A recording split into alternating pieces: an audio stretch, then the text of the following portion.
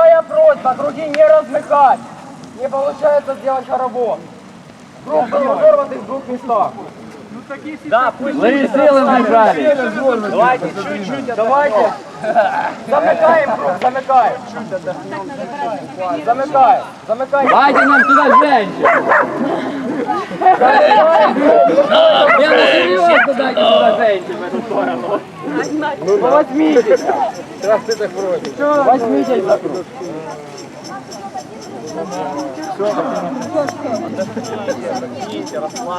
Замыкаемся, расслабляемся. И главное, как только сняли с тобой фотки, так сразу расслабляться. И дальше так сняли. Круг замкнуть!